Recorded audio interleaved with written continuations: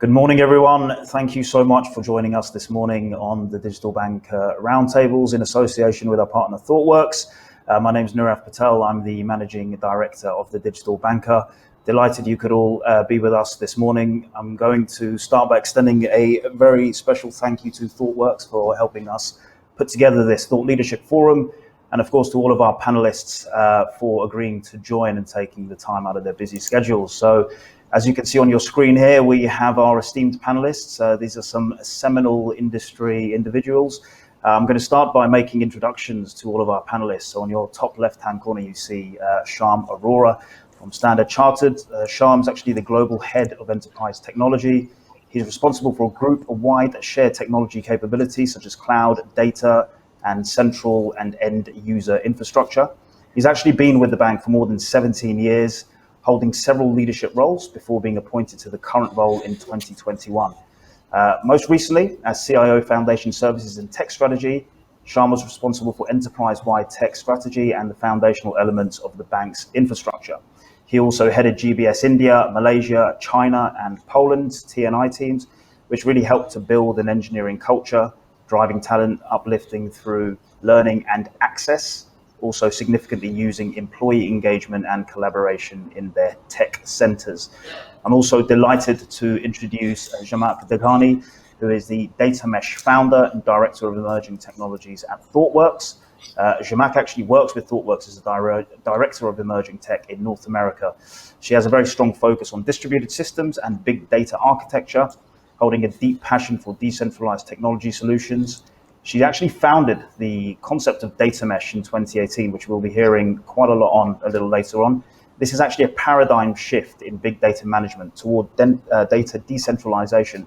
And she's since been evangelizing the concept with the wider industry. She's also a member of Thoughtworks Technology Advisory Board and contributes to the creation of Thoughtworks Technology Radar. Jamak's actually worked as a technologist for over 20 years and has contributed to multiple patents in distributed computing communications, as well as embedded device technologies. Please also help in welcoming Gunjan Bhatt. Gunjan is the Head of Data and Analytics for Singapore and ASP International Markets, Wealth and Personal Banking at HSBC Singapore. He's actually very passionate about delivering differentiated UX inspired by ethical use of data.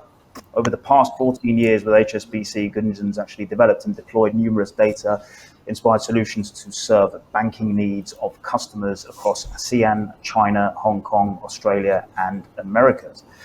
We're also delighted to bring to you Jonathan Ung, who's Senior Strategy and Operations Manager at Revolut. Jonathan Ung is a Senior Strategy and Operations Manager of Revolut. He focuses on retail product strategy. In his daily work, John, as most of his colleagues would call him, strategizes retail campaigns for all Revolut's markets. And this is really by studying the massive pool of data generated from the bank's more than 15 million customers worldwide. So very excited to have John with us this morning. Please also welcome Nalini Haridas from Thoughtworks. Nalini is Principal Consultant for Financial Services, a domain specialist for financial services practice at Thoughtworks. She plays an industry principal role for key financial services clients in India. And the focus areas are really around data, risk, and compliance. Nalini has actually spent the last 18 years across India, US, and UK working a broad variety of roles involving product strategy, product management, and delivery of technology solutions in her focus area. She's actually going to be bringing with her systems and experience thinking and strong techno-functional skills to her problem-solving approach. She's worked in banking, capital markets, and across transactional systems and analytical systems. Your moderator for today is Simon Partridge, who's actually an industry advisor at the Digital Banker. Simon really comes with a plethora of experience across the FSI landscape. He's worked on global transformation projects with a number of banks and insurance organizations. So probably nobody better really to actually moderate this panel. I'm now going to pass you over to Simon, who's going to take this conversation forward, and I'll speak to you a little later on. Thanks so much, guys. Cheers. Over to you, Simon. Thanks, Nirav, and good morning, everyone. Good morning to the panel. Fantastic panel we've got here. We're very short on time, so we'll kick straight off, I think. I think we've got, as we said, we've got a technologist, we've got a consultant, we've got three bankers two kind of traditional bankers and one from the kind of pure play digital space. But I think I'd like to start with Nalini, if I can. And if we can just get from you a kind of description from your perspective as an external observer of, what you see as the data swamp and what you see as the principal challenges that you face. Yeah. Thank you, Simon, and hello, everyone. Good morning. I think what we've observed as we've partnered with financial institutions over the last many years is the way data platforms have evolved and the reasons behind it. So if we go back a few years, the primary incentive for data platforms to come together and to evolve as well was the need to have an integrated view across risk and finance. So it was almost to serve enterprise functions. So whether it be risk, whether it be enterprise finance, or whether it be enterprise functions for management reporting. And that was an incentive to bring about these data platforms and to have an integrated view. As that came about, almost parallel thread, which also happened, was a whole lot of operational analytics, which happened with a lot more agility, as well as with different kind of tooling and different kind of modeling mechanisms. So in the space of operational analytics, there was a lot more leeway to apply AI/ML, to apply faster turnaround times to how you build your analytical models. So in medium and large financial institutions, what's happened is sort of a parallel stream of development in both of these areas, and that's how data platforms have evolved to getting to a point now where there is incentive and there is interest to sort of bring these worlds together. And there is a need to democratize data and make it more accessible to a larger audience, as well as just make data platforms a lot more responsive. And that's kind of what's been happening as a trend in traditional organizations. Alongside, of course, there's a whole lot of game changing happening with the challenger banks and with fintechs and super apps coming into play, and them starting off with that natural, more natural kind of agility and faster turnaround times. So those are the trends in play, and I think the way data platforms are responding to that and responding to the environment in an evolutionary way is to now really begin to focus on how do you get value from this data. Okay, that's brilliant. Thank you very much, Nalini. That's a great introduction. A lot of topics we've covered there. So sort of the landscape, the drivers, the increasing complexity, and the impact of technology. So let's come to the bankers in the real world. And if I can, I think I'd like to start with the kind of traditional space. I think there are different challenges because with the traditional bankers, you've got lots of legacy applications. With the pure play digital guys, it's a blank sheet of paper that you started with, I guess. And so if I can come to Sham first, I'm interested to understand, against the background that Nalini's described, your perspective, really, in terms of the initial challenge. Let's start with sources of data. We'll come on to drivers jointly in a moment. Yeah. Sure.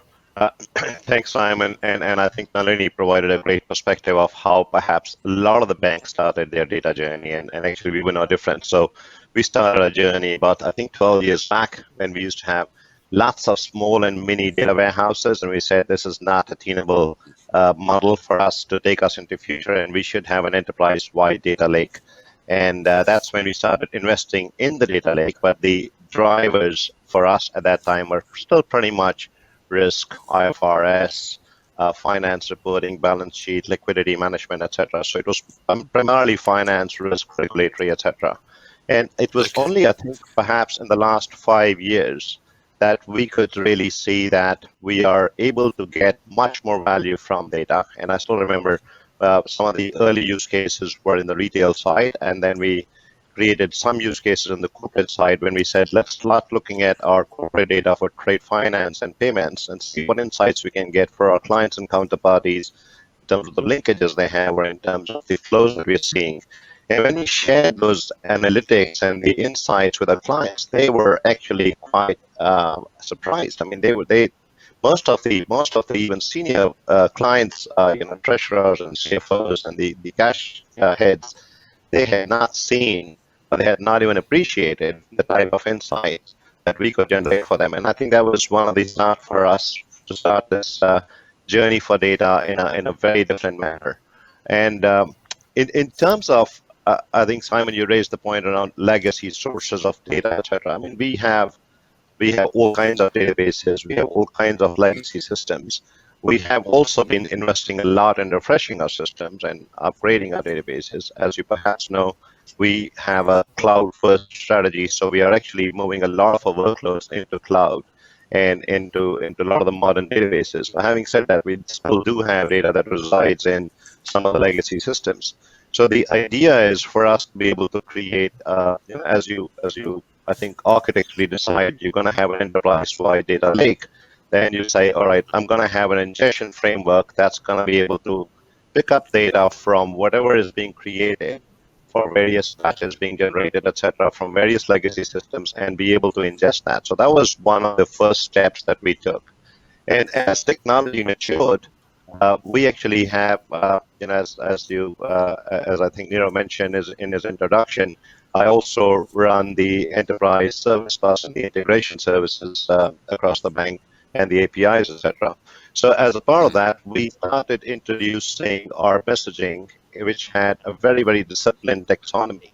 And using that taxonomy, then we were able to, basically keep our data refreshed even on a real-time basis, even though we were primarily based on a lake that was, perhaps a little bit more batch-based as we started our journey. So there have been challenges, but in terms of where we are getting to, I think we are getting to a reasonable space by somehow homogenizing the data as it comes to the lake. Okay, fantastic. Thanks, Sham. Gunjan, can I kind of come to you to build on that? We'll come to John in a moment. From your perspective, one point that Sham brought up there was the internal versus external drivers. And obviously you were talking about internal clients, and I'm thinking about end customers as well. So what perspective do you bring to that, Gunjan? No, makes sense. So I think both Nalini and Sham made really good points, and I think I'd like to build on that. Talking specifically about the driver, right? I think while the way we bank has changed, I think overall the underlying driver, I think the ambition is steadfast, and that is about how do we make it more secure, more convenient, and deliver more value to the customer. Now, to make this happen, data has been a key enabler, and the developments in digital technology and computing are actually facilitating this, right? So if you look at, I see three things are happening at our end. I think more and more internal data from legacy systems or so-called legacy systems is coming into play, in addition to the new data that is created by the digital ecosystem, right? Two, I think when it comes to customer data, we are all realizing that for the organization to be more responsive, it's not just the finance and the risk and the the enterprise MI that Nalini mentioned. The stitched up view actually is exponentially more valuable. So essentially the whole is much more than the sum of parts, right? For sure. And the third is, I think, to deliver more and more convenience, we are even open to tap into external data, right? So we're now talking of integrating across customer journeys. You want to buy a house? Can I have a partner with an aggregator or somebody who's trying to help you find that? Can I partner downstream with other things that you need to do at the once you decide on a house and things like that? So as long as it doesn't compromise security and it is ethical, we are now much more open in terms of data collaboration and partnerships. Now, how does it, what does it do, right? So to bring it to life, for example, for us, last year, we introduced about 60 major remote enabled processes and customer servicing journeys. We are doing even more this year. Essentially, we want to put the power of the bank in every customer's pocket now, and then with easier access to digital banking. Now, clearly, the customer preference is the driving force behind it. It's informing the changes, and I think that is making more and more, or incentivizing to bring more data into play. And I think that drives the data platforms, the data architecture, what you do. How do you make it happen as long as it touches the customer, and that becomes the primacy. Okay, fantastic. So what I take from that is, the customer is becoming increasingly more important and upfront. I mean, we've always talked about customer first, but now it's genuinely becoming a reality. And I'm going to come to Zhamak, not now, but in a moment around that, because we had an interesting conversation about inversion of control last night, and I want to bring that back in. But let's first go to Jonathan. Obviously, you're in a different space. The Sham and Gunjan are kind of wrestling with all of the legacy stuff. And trying to kind of bring that across, merge it with new sources of data. So your approach is potentially different. So do you want to describe your kind of journey, your attack?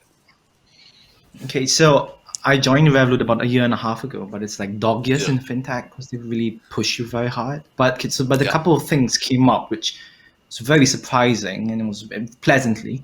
So the first thing is how it's because it's started on the clean sheet, right? All the data is well joined, well meshed together, whether it for AML reasons, commercial reasons, financial reasons, management accounts, everything, it's all properly cleaned up. And there is a whole team that continually does it, right? And it's live. So that's the first thing which I found really interesting, especially from a management accounts perspective, considering my background before I joined this company. And the second thing, which very surprising, is that the people whom they hire, whether is it for a data scientist role, an AML role, a compliance role, a marketing role, or a product role, everyone is expected to have the necessary data skills to tap into the data warehouse. So what you get is that everyone is very agile and nimble to write queries, to pull out the data, join it together, show perspectives. And so the application becomes a daily basis. So I spend days looking at the data and trying to make commercial sense of it. And then we create frameworks and systems and analytics around it for a variety, a plethora of reasons behind. I can give examples. It can be AML reasons. When do you lock account? How do you prevent fraud? It can be growth reasons, campaign-driven reasons, where we combine financial modeling from my past life together with data to create automated financial models to assess IRR, payback period, how can a campaign be profitable, targeted without cannibalizing. So the agility has been breathtaking for me, to say the least. And because you play with the data on a very regular basis and with different people with different computer science backgrounds, management consulting backgrounds, everyone improves each other's data analytical skills. So that's kind of been the summary experience I've had so far, and it's been fantastic. It's quite a change. So I'm guessing that the kind of traditional bankers are quite jealous of that. You've had the beauty of having a clean sheet of paper to start with, and you've got fully empowered team and enabled team that you can kind of really bring it on and brainstorm and drive new ideas. Whereas the guys up top there, Gunjan and Sham, are kind of dragging all their legacy systems along and their legacy cultures and trying to drive change.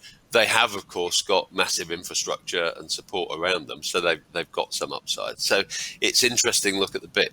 Now, I want to come to Zhamak because we've heard about data warehouses from Sham and then data lakes, and Zhamak has kind of taken it on an interesting journey and really tried to shift the paradigm and move to data mesh. So do you want to give us some context behind that journey, Zhamak, and talk to some of the issues that the guys have talked to and how you're helping? Sure, absolutely. I mean, it's wonderful to hear the experience and the positive, results that everybody's getting from building a warehouse or the lake. I had a different experience, to be honest. As a consultant, we get called in to solve hard, hairy problems. And about 2018, we had this sudden influx of big kind of technology-oriented or tech-core companies here in Silicon Valley or West Coast of US came to us looking for the silver bullet. You know, the companies that had invested in their data warehousing, had invested in data lake, had moved the warehouse and lake to the cloud, and yet they weren't getting the results. So I suppose results not in terms of pockets of innovation. They were definitely using data for innovation in various places of the organization, but not comparable to the amount of investment. So the picture wasn't as rosy as we thought it is. And the challenges really, when we start looking kind of under the hood, were around basic assumptions that we had made about data for half a century. That, we've got to get the data in one place, we've got to collect it so that we can get use of it, right? So we have to build this ingestion frameworks, we have to build these cleansing processes. And what happens is, by centralization, we've created a bottleneck. By the time that data gets cleansed and get structured and get put in one place so that we can use it, the business and source has moved on. So we had this like continuous, moving goalpost of getting to the truthfulness, the reality of the data, by externalizing this process of, cleansing and democratization to the data platform team and centralized platform in a way. So data mesh has started kind of challenging that basic assumption to say, can we invert this model?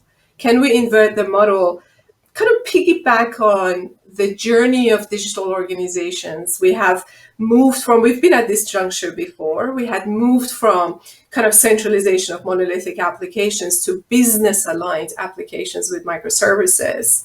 So why when it came to data, we decided to kind of forget all about that? So can we kind of move the ownership and move the control and responsibility back to the source, where the data comes from, and start sharing the data aligned with the business? And instead of like kind of trying to collect the data, try to connect the data so that we can still run the queries that Jonathan's mentioning, right, across this connected mesh of data sources. But instead of downstream assuming somebody else would cleanse this data, make sense of it, push it as close to the source as possible. And then that essentially results in a decentralized model of data ownership. But I can imagine that anybody who hears that decentralized, data access and ownership can imagine the challenges that can, bring to us. How do we secure it? How do we synchronize it? How do we architecturally even support it? So data mesh kind of brings the lessons learned in the operational world, how we had the API revolution, how we build standardization, how we build containerization to allow that decentralization, and apply it to the world of kind of analytics and data. And then we end up organization and architecture technologically look very different than where we are. So we are at the beginning of that journey. We're kind of venturing a little bit into the unknown, but I think we're at that inflection point that is necessary. Fantastic. I mean, you make an interesting observation there. I wrote down the connect versus collect, and that whole inversion of the process, because I guess the ultimate is all about real time, as soon as possible data analytics, and the data being as fresh as it possibly can be. And as you say, collection, centralization necessarily brings in delays, and the data starts to get old, and therefore less useful. Well, that's very interesting. Thanks, Zermatt.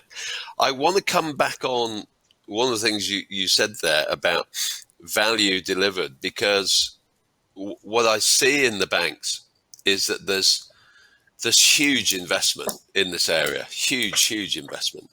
And in order to maintain that, I think initially people were just saying, yeah, there's a big lump of money here, go away and do things. But I'm keen to understand from the bankers how you maintain that investment, how you demonstrate return on investment and therefore secure more investment for the future and more projects and maintain the momentum. So let's come to Gunjan on that one. Sorry, I jumped on you there. No, that's fine. I think so it's really important, right? I think it's really important to demonstrate that there is a value to the end customer, which is, I think, really important, and then to business responsiveness. So whether you start by prototyping use cases to say, this data is important to change this process, and hence there's an end customer impact. Or is it part of actually, scaling up a prototype to then say that, this has worked, now let's actually industrialize this.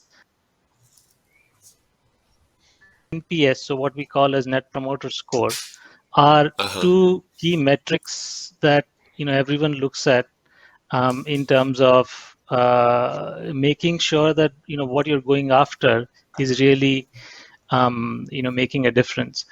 And I think while you mentioned about sort of legacy and all, Simon, I think you'll be pleased to know that as traditional banks now are sort of pushing the envelope a bit, even on things like conduct risk and the protection agenda. I think we shouldn't underestimate the things that data facilitates around the protection piece, things like fraud risk, conduct risk, and how we actually utilize that to drive some of the not so obvious things to the customer. It's not just about convenience, but it's also about protection of markets and convenience. So and this is where sort of the data that banks like us have, and the experience that we bring in terms of dealing with it for such a long time, helps in co-creating along with peers, so there are things that we are partnering today with Stancy around the Project Veritas. There are things that we are doing to look at things like bias and fairness in AI, which is helping because we are bringing into play the data that we have from legacy systems, right? So all those three things. So again, I think I'll go back to security, whether it's a protection agenda. Second is customer convenience measured by NPS, and then the change in ROI delivered to the business. I hope that makes sense. Yeah, that does. That's great. And by the way, I'm not kind of anti-traditional banks. No, I'm just reflecting the difference in the challenges that you face and the opportunity. So, Sham, can I bring that question back to you, measuring ROI within SCB in order to maintain the momentum? Sure. Thanks, Simon. So I would say pretty much similar to what Kunjan mentioned. So there's several use cases with their individual ROI. Again, I have to, if I reminisce back as to how this evolved over time, initially we were just looking at how many data analytics use cases each business is creating, given that now they have access to data. So it was more around, can we start changing the culture of the company to start being a bit more data-led company? As John said, they were hiring people who were primarily perhaps data on. We had a different challenge. We had to almost come up with every persona in the company and say, what type of data needs will these people have, and how do we make sure that they have acquired those skills? So we had a data academy, which we rolled out, where we made sure that every persona in the bank was able to acquire the skills that they needed, which were fit for their role, and had access to more. And I think that was an incredible element of us, first of all, embedding the database culture at the bank. And then we moved on to the typical, traditional ROI about, NPS scores and return on campaigns and other aspects. So that still continues. But again, as Gunjan mentioned, I think it's not just about the ROI from data. I think it's there's an intersection of the investment you're making in perhaps client convenience. And that client convenience is made of data, APIs, cloud journey, the overall experience that you're creating for clients. So it is not that you see, okay, let me see if I should use this big data here or not, and hence what the ROI will be. It's data is now very much part of how the banking is done and delivered. Along with that's how I guess the value gets created. I would say it's a little myopic to think of the ROI from data in isolation. Yeah, I get that. That's a fair point. I mean, you make a huge point there about driving the cultural change, and your data academy, and that kind of links back to something that Jonathan started off with earlier, where he's kind of starting with a new team, etc., and he's in a different space. So yeah, Jonathan, do you want to come and make a note generally about ROI? I'm guessing it's probably similar comments to Gunjan and Sham, but yeah, I actually agree with Sham that it's not so much what data drives. It's not seen as like data equals this returns, therefore you calculate ROI, but more rather the data sharpens everybody's decision making such that they make the best decisions to maximize ROI, and that can be from all shapes and form, like from product development. Right, so you study the data from the event change, how the user moves through the app, as an example, and then you optimize the flow of it or user experience of it, right? For an objective, whether is it final conversion or user activity, right? And that's one example of how it generates benefit, right? It can also be used to reduce churn, whereby users leave the platform. That can also generate ROI. The one comment to make on ROI in particular, which I quite like about the data, is that because they mesh the financial data with like user activity data, right? And on a user by user basis, we can on a daily basis track a user's gross profit or revenue by product type. And what that means is that such an enabling helps you structure whether it's in marketing campaigns or product development, to maximize the ROI or the finance related methods, right? So that's the one bit on the finance part, which is a direct impact, which I quite like. It helps the work in that sense. No, for sure. I mean, that's fantastic. That's creating greater insight and therefore being able to modify your kind of products and the way you approach the customers in order to make it more convenient for them, and ultimately that will make you more successful as well. I just want to step off for a moment. We've got a question that's come in from the thing. So question, we talked about the value of operational analytics and data products strategy being a paradigm shift. How do we see this supporting finance and risk management areas where the end products are not just analytics but regulatory in the nature, or the end product is a delivery of a regulatory type of report? That's interesting. So the impact on regulation and strategy development. Who wants to pick that one up? Nalini, let's come to you on that. Can I give an example? Oh, sorry, for sure, Jonathan. Sure. Yeah. So I can think of two examples. One is in some countries, direct marketing is not permissible, right? And so we actually have in our systems that the communications that go out from a direct marketing standpoint gets automatically blocked if the user is tagged to belong to that country. That's one example. Another example I can think of from a risk management area is the concept of precision versus recall. So in particular, it's regarding to fraudulent cases in anti-money laundering, right? So when customers sign up, you're going to get a wide array of fraudulent activities from users. Sure. And so we do approach it from a very data aspect. I give an example. When they like submit the KYC document, which is a passport, right? For example, they take a picture of a passport rather than a picture of their passport itself, right? Or sometimes they take a selfie, which is a picture of a picture rather than a picture of themselves. So the data actually helps automatically detect all this and thereby removing it faster, right? Amongst other things, but this is a simpler example. So this is like two examples I can think of quite quickly on risk management. Right. Good. Sham or Gunjan, do you want to give any examples around that? Yeah, I think for a specific example in terms of reg reports, so one of the things we did is, because we do business in 60 markets, I'm sure Gunjan does business in a bit more markets, although he's probably more experienced in Asia, ASP, etc. But in terms of the significant challenge most banks have is the local regulations and the reports that they need to provide to the regulators. So one of the things we invested in about a few years back is we said, let's start having country data lakes. So it was almost like a data mesh created for that country, which had every aspect of the data for that country accessible only to the people with the right roles within that country, including the people engaged in regulatory reporting, etc., with the right amount of tooling. And we suddenly saw that our central team used to be loaded with the requests around and a backlog around, I have this change and that change, etc., and all that knocks completely died away. So that country data lake, along with some training that we provided, we could completely automate the obviously the aspect of creation of reg reports, etc.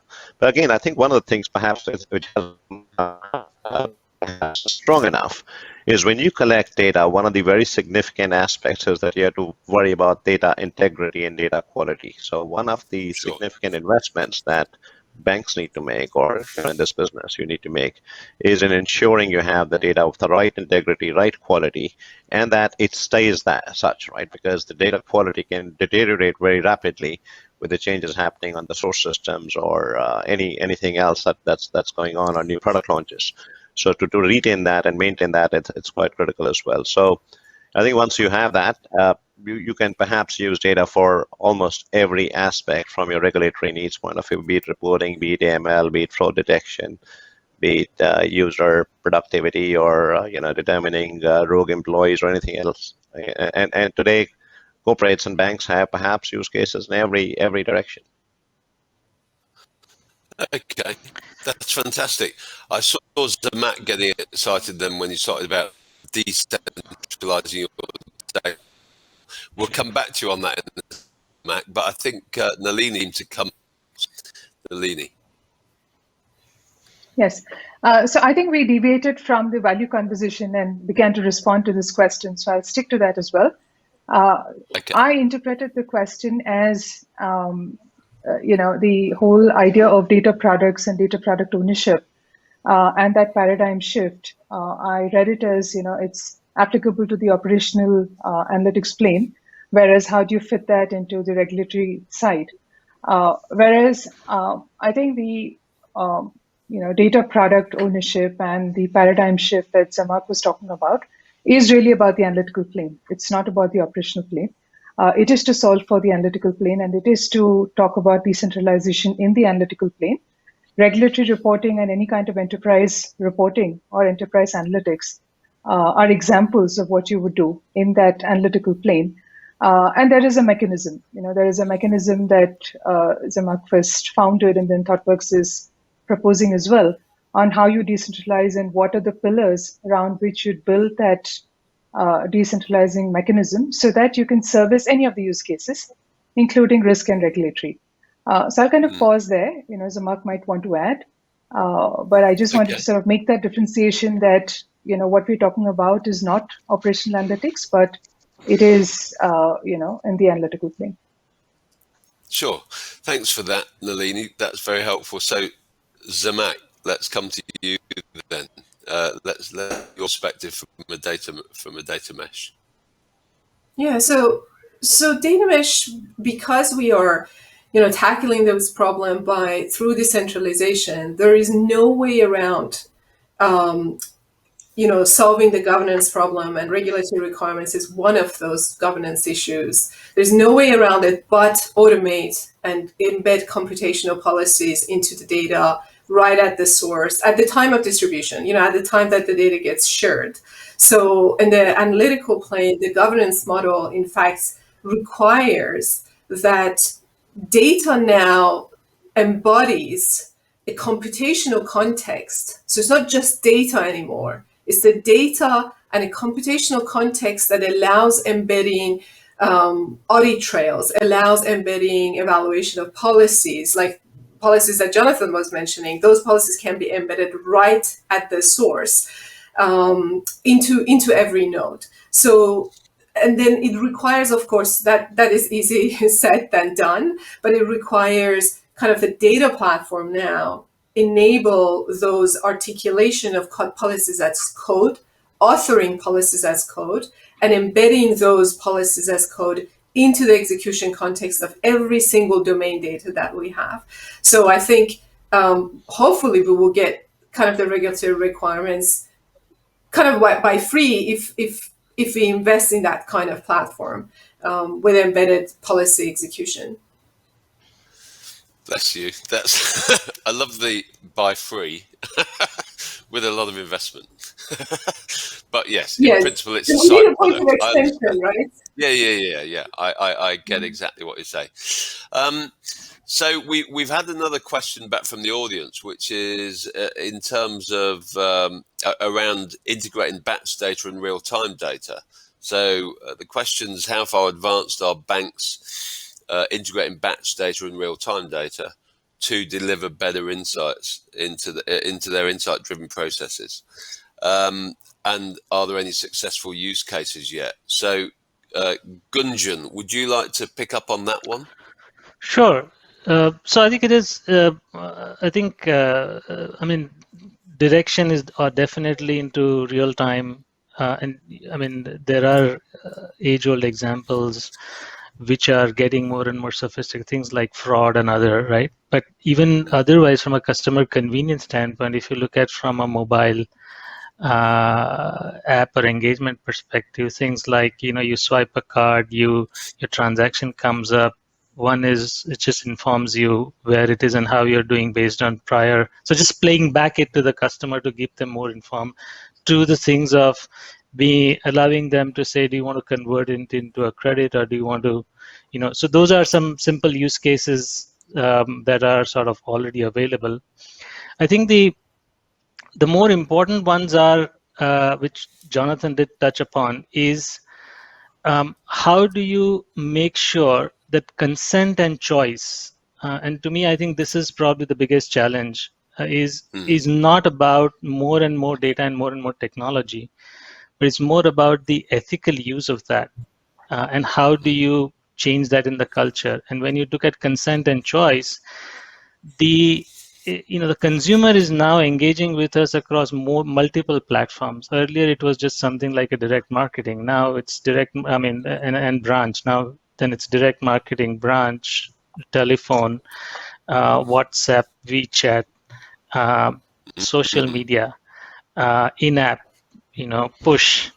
And how do you make sure that you respect what the customer consent is, or how the customer choice and preferences, right? And then optimize within those parameters. And then you also now get into whole federated model space where you start actually building it right into your app, right? So I think a lot of it is possible. I think it's more about discovering the boundaries of, what would you want to do. I don't know if it answers that question, and sort of I was hoping to build a little more on that. Does it raises another question. It's interesting. We were talking about the kind of contradiction that you have. Customers want you and expect you to understand their requirements, and they're short on time and they want fast responses. But on the other hand, they're very careful about sharing their data, which enables you to get that insight. So there's this contradiction. And the other interesting point that you brought up was the fact you've got social media. So people are signing all sorts of consents and waivers with social media. You've potentially got access to data there. So the ethical use of that data is a real dilemma. So Shyam, you've got some points to take on this of the kind of batch and real-time data. Sure. I think a lot of the work that we're doing, Simon, in this space is primarily to drive the right architectures and the enablement.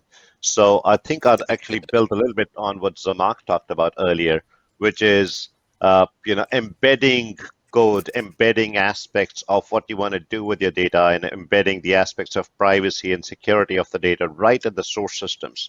So if you start working and looking towards that, you can see suddenly that you now have access to data and the data qualifiers around what data can be used for what purpose, even as the data flows into the lake. Now, what we've done is we call it shift left thinking. And we also have rolled out something called the Lambda architecture. And a Lambda architecture is nothing but real-time data can now flow into the lake. It can go and sit with the data meshes, which are nothing but the data fabrics created for various different businesses, and that can then be used for real-time analytics and providing the analytics feedback back to, let's say, client channel around let's say the next business opportunity or what the client might need, as in Gunjan's example, for instance, talking about the house, etc. So that's the real-time event and event-based architecture that's enabling that. At the same time, this data is also going and refreshing the batch files, which then get, let's say, because every message may not be complete in terms of the overall batch file requires, and then that gets further enriched with the nice batch. So with this, what we're doing is we are making sure that our lake is getting real-time information. It is feeding directly into the mesh where the data and the analytics can happen real time as well, and that data is still available, which could then be using that for, say, other use cases, even perhaps before the nightly refresh of the data. So that's how we are kind of overcoming this limitation of the lake architecturally in terms of making sure we keep our real-time and batch system refreshed. And I think Gunjan made some very interesting point, customer privacy, optionality, and the social media. You actually go and do that. Actually, you do that on the client channels today. So you actually say and when you accept privacy agreements, you say what data should be shared for and what purpose it should be used for. Obviously, the regulatory aspects are absolutely mandatory, but the client optionality, client privacy protection, etc., that's absolutely vital for us to make sure that we are staying within the bounds of what the data should be used for. And I think, Simon, you made a point around external data. External data, it's not just about ethically how do you use that. I think it's also about, first of all, checking how was that data procured. So you can't just go and pick up any external data set and start using it. You really have to first qualify how is that data being collected. Is that being collected ethically? Is that being collected with complete transparency and optionality, including somebody's ability to turn on and turn off the data that's being collected? And only then would you qualify an external data source which you would use within the bank for enriching data for your clients or their behaviors. Okay, cool. Thank you very much. I've got another big question, which is quite testing, which is coming from the audience. But before I jump to that, Zhamak, sorry, you've got a different perspective, I think, on batch and stream. So do you want to just quickly touch on that? Sure. I feel like this bimodal technology stack and approach, stream versus batch, it's something that we've inherited because we evolved from batch to stream. And it's actually causing complexity, accidental complexity. I think we should see data as just one continuum of time variant changes that happen. And that time variant change might be on a longer interval as an aggregates of batch, or it could be on a shorter interval as real time or near real time. So in fact, data mesh does not differentiate between the two. So every node on the mesh, which is the data that is being shared, can choose to have that data shared across the mesh in one or many modes of access. The same data can be shared on a shorter interval real-time batch, streaming or batch or graph or whatever we choose. So I think we've got to, again, invert the model because I feel like we've inherited a bunch of accidental complexity having this dual stack implementation over time. Okay.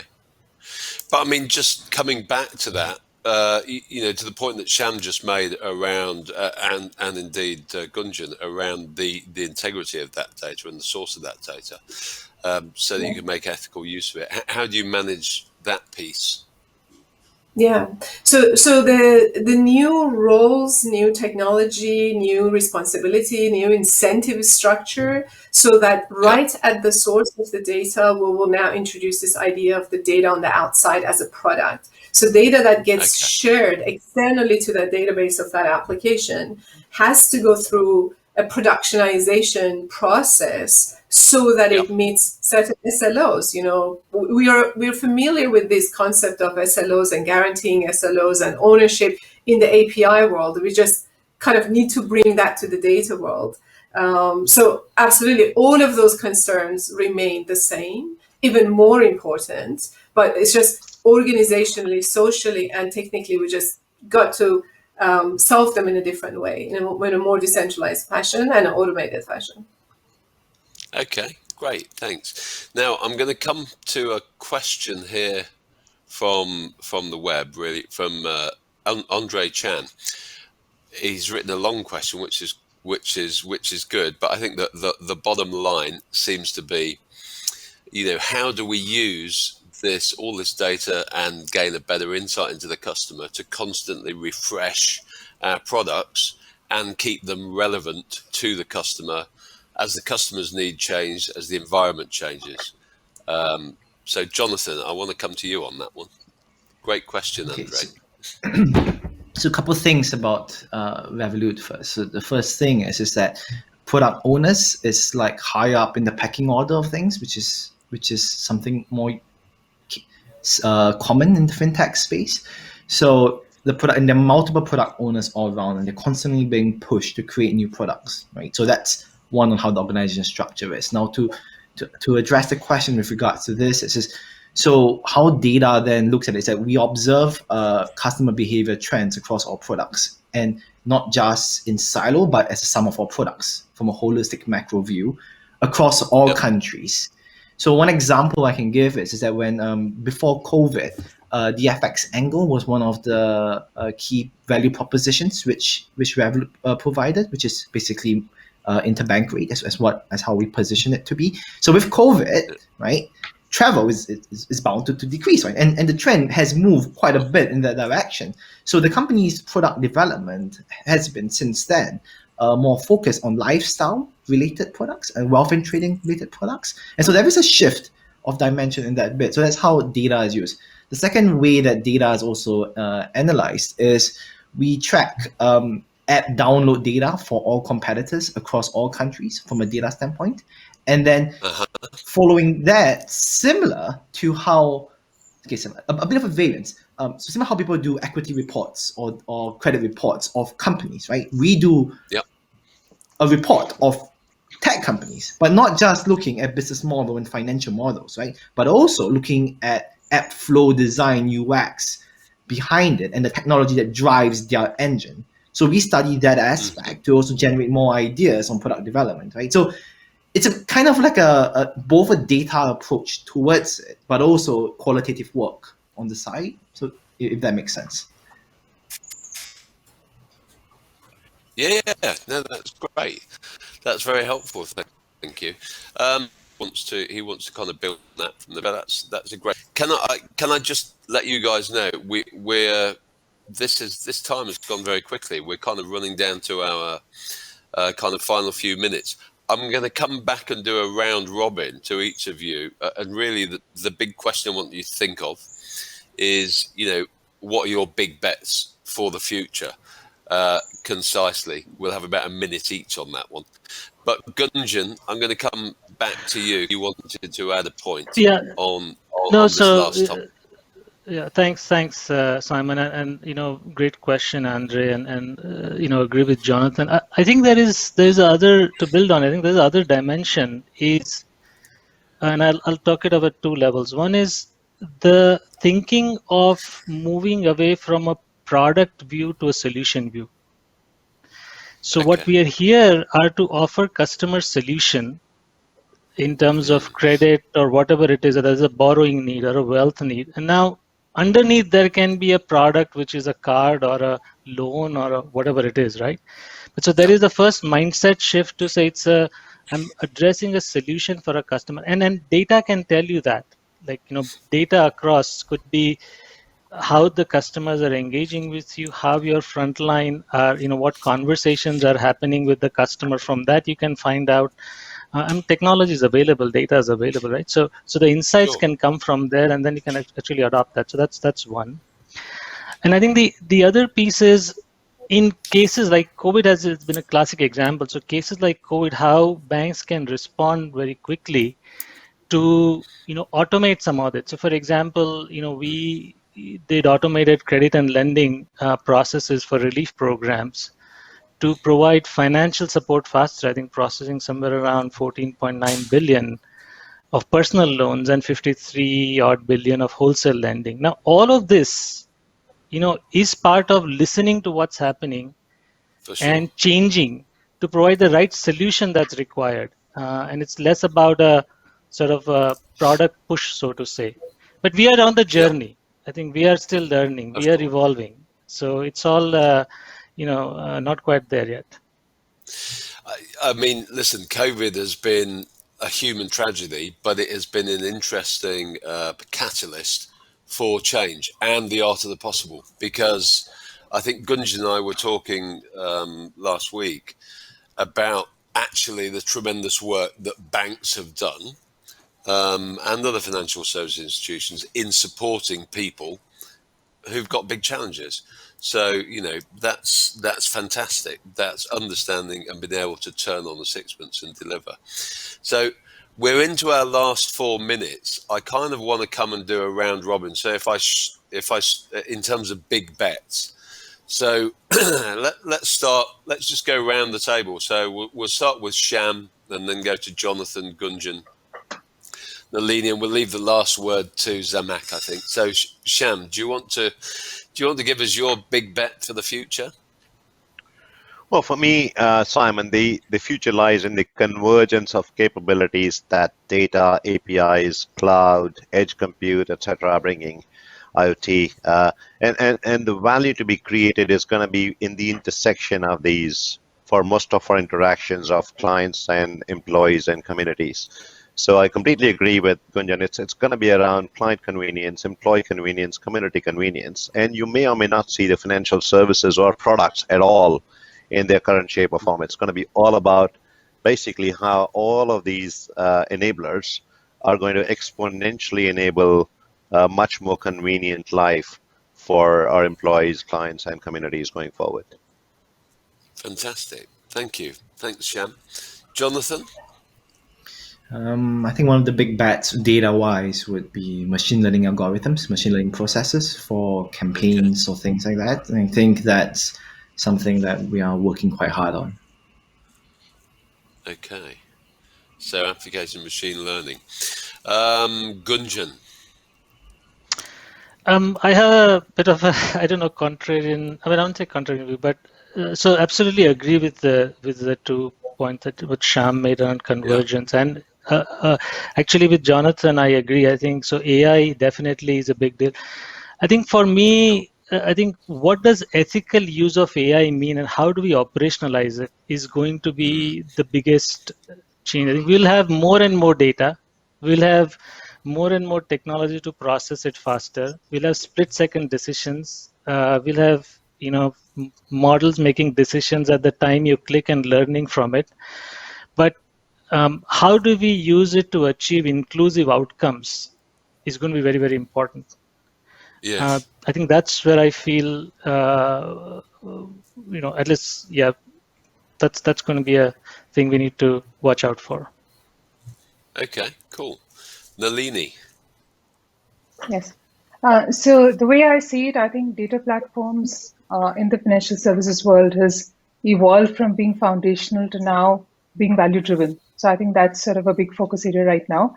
So, bringing forth levers for that, bringing in better governance, better data governance, doing a lot of use case driven bets. I think that's important. But beyond that, I think data platforms are also going to move towards how do you really innovate? How do you innovate with data? And I think like Jonathan and Gunjan said, I agree as well that AI is going to play a big role, and therefore exploring things like explainable AI, to make it relevant from a regulatory perspective as well. I would say that's a big bet for me. Excellent. Thank you. Zamak? I'm going to cheat and give a timeline. So I love all the answers and plus one to all of them. I think if I bet on the technological inflection points, One would be the one that data mesh is kind of driving: decentralization, inversion of control, back alignment of the data with the business domains, followed by embedding intelligence and machine learning in every single function of the business, in every single product. And then we have no choice but answering the ethical concerns. And I think that would bring us to another inflection point, another inversion of control from the organizations back to the users. I would love to see that in my lifetime, but we will see, which is I, as an owner of the data, as a true owner of the data, I will have control on what I share, how do I get rewarded for sharing that information. But it may not happen in our lifetime, but I hope it will. Well, you never know. I mean, the world's changed quite dramatically. I'm just right. It's 11:31. I think we were scheduled to finish at this point, but okay. It seems we have another 15 minutes if you guys are still available. So let me just summarize what I think the close was there. What I'm hearing is customer first is definitely kind of coming to the front, genuinely understanding the customer, and I like the point, I think it was John mentioned, around solution versus product to kind of drive those big examples. So again, because we've got a little bit of time, I'm being asked by people for examples of common mistakes. So maybe you guys, let's come to Nalini on this one, actually. In terms of observing the industry, what are the common mistakes that you see people making? So we focused a lot on the positives today, but it's also good to learn from where things go wrong. So yeah, Nalini, do you want to come on that? And then I'm going to come to Sham straight after you.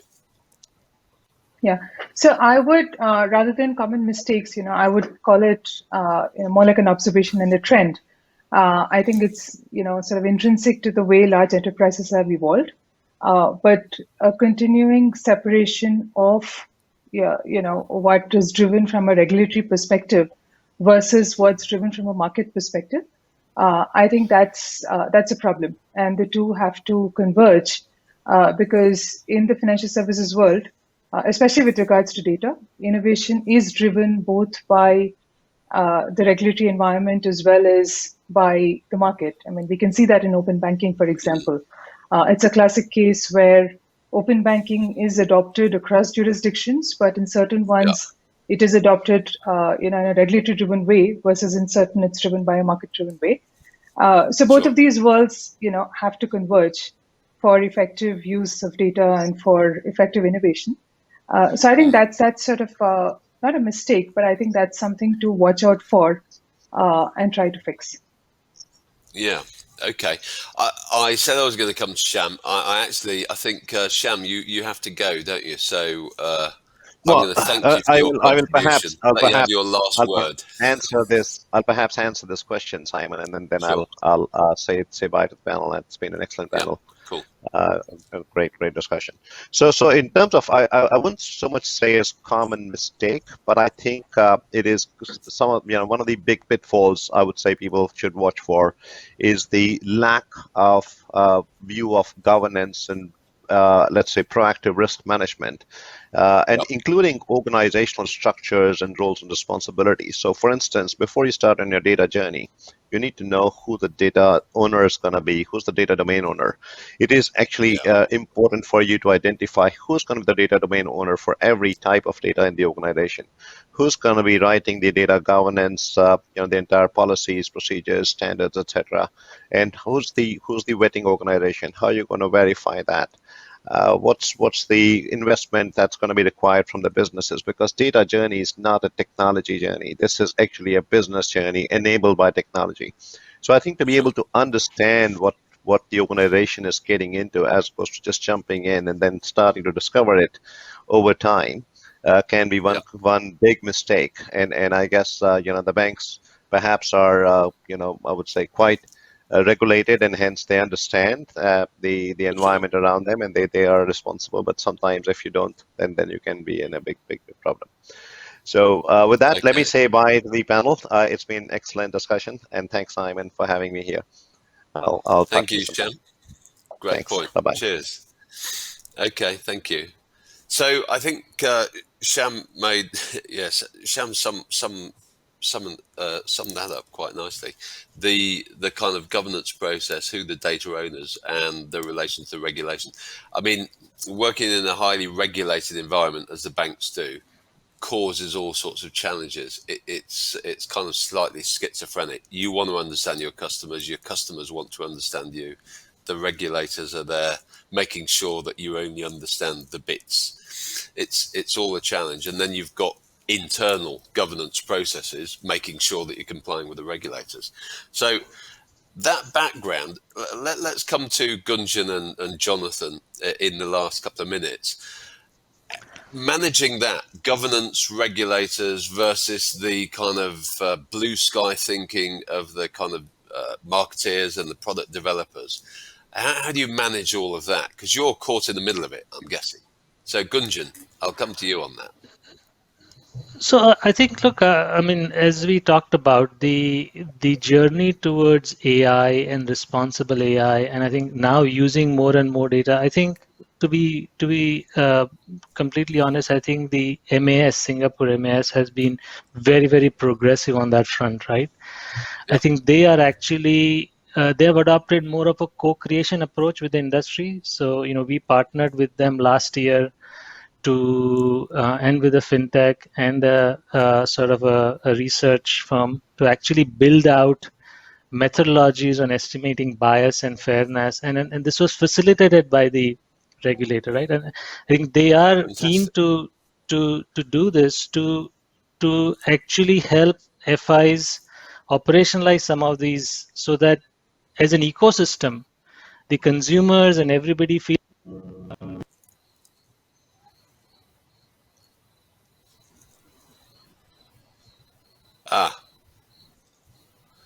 Sorry, I've lost Gunjan's feed. Can anyone hear me? Yes, we can hear you, Simon. Oh, you can. Okay, Gunjan, I'm really sorry. We've lost your voice. Can you try once more? Okay, we'll carry on. We've lost Gunjan.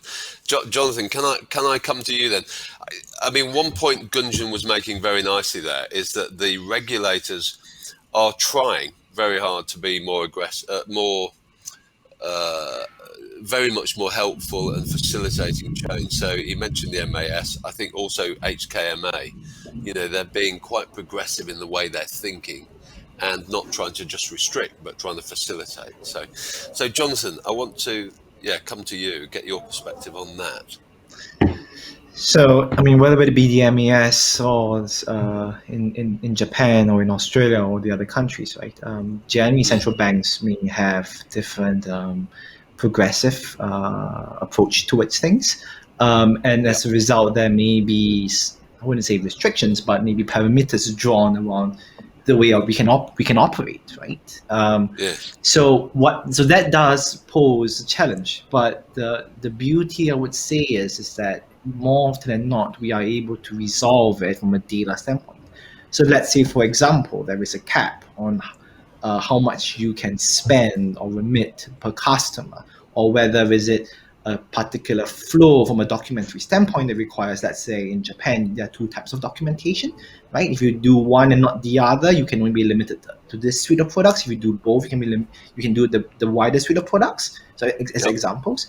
So what has happened is that when all these changes occur or new regulations get rolled out, the beauty is that the systems are able to create the rules and the codes that stops it at the start and then goes down the chain. So it is resolvable. The challenge more often than not is not whether can we solve things, but which ones do we solve first? Because there's always a million things to try to solve, right? So what we tend to do very often is impact effort analysis on like which ones do we solve first, what is a faster way or a shorter way to do things, and then we do a prioritization based solve it. So that's how data is used. I'd like to just change one mindset about the blue sky and anything goes. Now, the biggest challenge regarding that, it's not so much on creativity. The biggest challenge is that to not fall into to get too, because once you look at the data and you start trying to look at things, right, you can get so sucked into it that you lose focus of the big picture.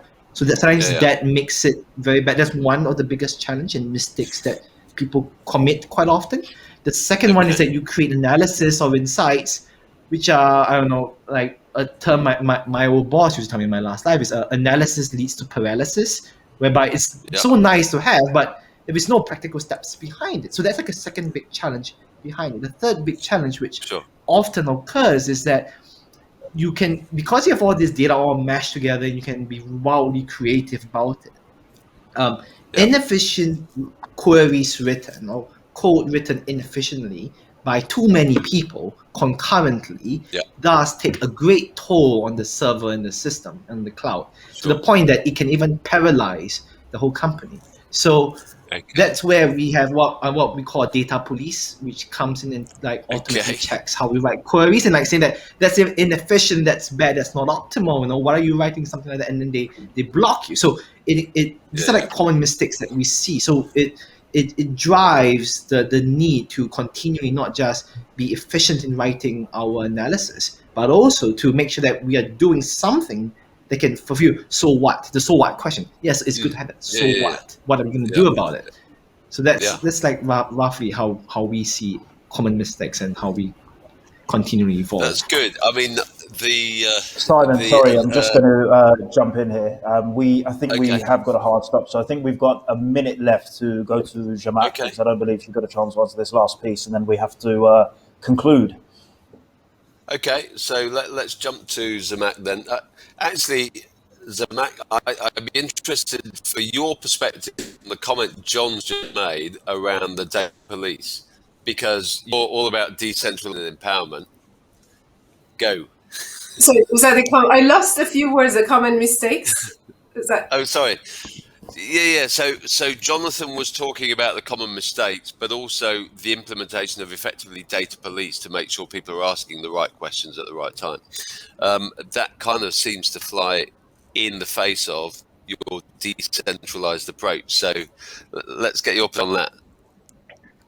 Yeah. So I think in terms of data police, I think the moment we embrace this dynamic, chaotic nature of the reality, that we can't, everything in this straitjacket of constancy, that data models won't change, the queries will be perfect. The moment we ditch that paradigm away and say things actually do change, queries go wrong, the world is not that beautifully deterministic, the way we build applications with if and else's and rules, then we have to put in place kind of mechanisms that can observe the system and then course correct it, right? So this, again, going back to the operational world, we have chaos engineering, we have practices that actually tries to test the fragility of the system by stress testing the system.